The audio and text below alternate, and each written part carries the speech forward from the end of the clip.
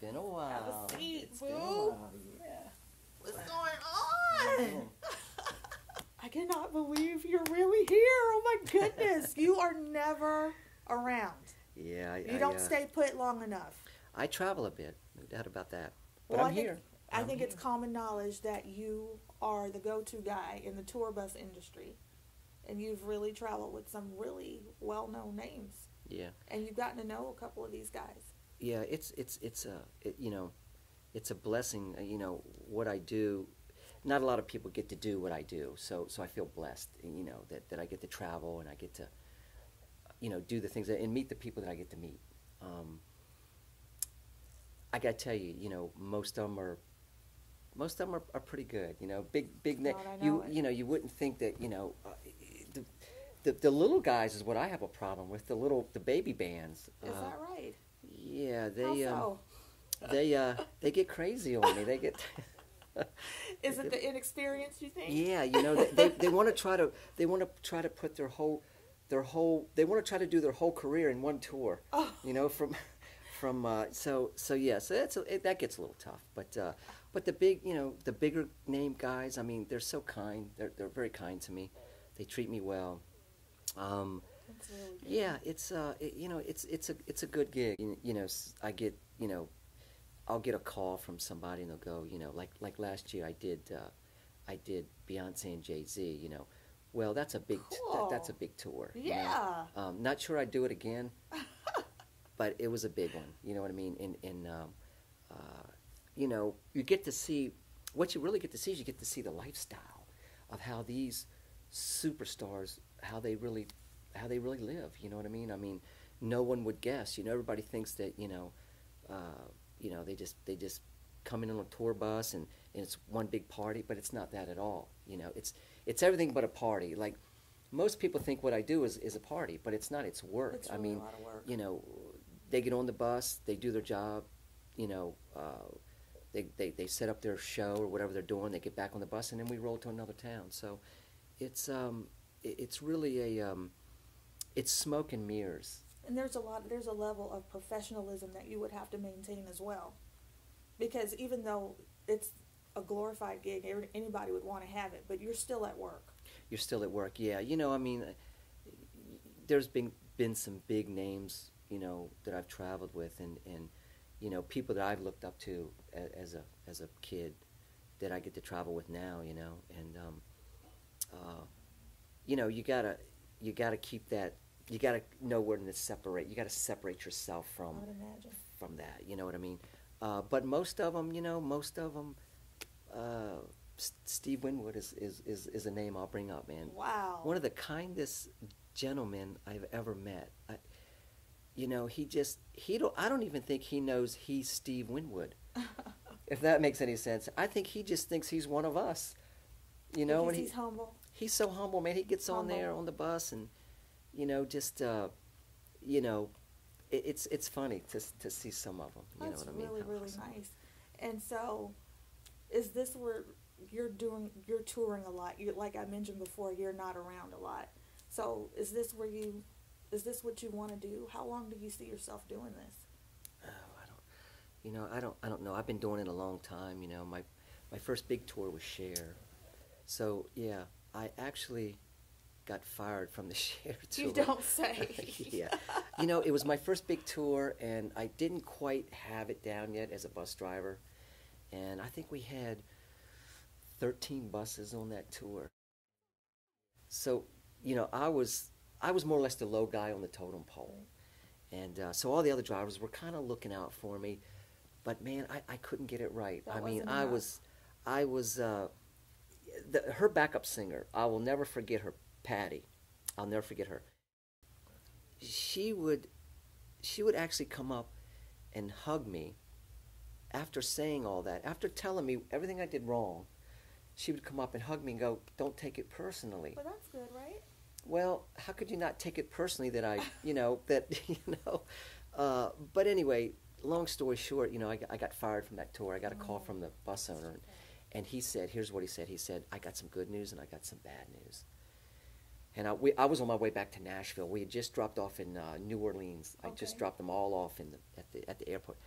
So there's 13 buses headed back to Nashville, and I get a call from the owner. Oh. And these are big guys. These are the owners of this company. This is one of the biggest bus companies out there. He called me personally. Oh. He told me, he says, I've got good news and I've got bad news. And I said, go ahead. And he says, well, the good news is you still have a job with our company. Because the bad news is they don't want you on the tour anymore. Oh no. So I wanted to tell him, your bad news is my good news, because I don't even want to be on this tour anymore. I know that, right. I pretty much had enough of that. The You know what I mean? stress. So he says, well, don't worry about it. He goes, we're going to send you out with Lenny Kravitz. And What a gig. I was like, well, you're going to take me off this and put me out with Lenny Kravitz? Okay, I'm there. So that's where I went from there. But yeah, You were rewarded. I was rewarded. Yeah, but you know, it doesn't always, you know, all the tours don't go good. You know, Yeah. everybody, they see a tour bus, they see a show, and that's what they Right. see. They see a show and they go, wow, you know, like it's like one big party. But it is so the a lot of opposite of work. that when you're out on the road and you're you know, it's hotel motel every night. You know, you're stopping to eat at truck stops, you know, because you got to get to the show, you got to make the show. It's very it can wear on you. And I would after a think while. that was back in the times when they didn't have GPS. I use maps. Wow. I didn't even own a GPS, you know. I would map it, but you know, most of the buses would follow, you know, like Yeah. 3 or 4 at a time, you Like know, a and just follow caravan. one another. Yeah, caravan. But you know, it's been an experience. You know, it's something that I wouldn't change it for anything. You know, Sounds like a lifetime of good memories. it is. It's a lifetime of good memories. You know, my friends call me up and go, "Wow, you know, like we wish we had your job. You know, we want." Yeah. But it's not for everyone. You know what I mean? It's not for everyone. Right. What I do is not for everybody. But I'm not changing it. You know, I don't think anytime soon. So when did you know that you wanted to travel? Whew, that's a good one. That's a good one, because when I was a young teenager, you know, I used to go to I'm from a little town called Laurel, Maryland, and I used to leave our apartments that we lived in, and I used to go to what they call the Laurel Mall. On my travels to the mall, there was a camper store that had campers there. And there was something about those campers that fascinated me, that, you know, you open up the door and you see a whole house in this little tiny area that you could travel with down the road and sleep Cool. and eat, you know, and it fascinated me. So as I was growing up, you know, I'd go to a concert. The first thing I wanted to see was the tour bus. That's the first thing I wanted to see. The second thing was the band.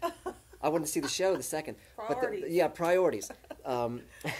So, you know, I just wanted to see this tour bus that was all colorful, and, you know, I knew they lived in there and they slept in there and they ate in there, and it fascinated me. And it's what's amazing is that, you know, I do it now. So I don't know how I went from there to here. So is that new ink I see? You talking about my new tattoo? I am. Yeah, I got this. I got this in Scottsdale, Arizona. Is that right? Almost 2 months ago. It's been. There's a story about that tattoo. We're Yes. dying to know it. Yeah, there is a little story. It's actually a rock guy and a girl. The rock guy is kissing the girl, and that's actually Sonny with long hair. I'm just kidding. No, but when we argued, she would never grow her hair long, so that was a joke. But anyways, no, I got this thing about 2 months ago. In the beginning, if you look at it, there's a guitar. He wasn't holding a guitar at first. He was holding a gun. So I told the tattoo artist, I said, if you can take the gun away and put a guitar in his hand, Wow. that's me. That's me. A guy holding a guitar, kissing a girl. Uh-huh. That's you? My favorite stuff, you know. That's you. So that's me. So so I just like the tattoo. So I said, hey, you know, let's do it. So, yeah, so we did it. It hurt like hell. Yeah, I would think it would be very painful. Did I read somewhere that you were into martial arts at all? Oh, now you're going back a ways. That's funny. Yeah. Oh, you heard that, huh? Hi, thank you so much for tuning into part one of a three-part series of Up Close and Personal with Jimmy Allan Sine. Please tune in to part two where I'll dig a little deeper into Jimmy's love life. I get a little nosy. And then we'll also let you hear a clip of his new single entitled Your Tears Rolling Down My Face. So tune in to part two and enjoy. See you then.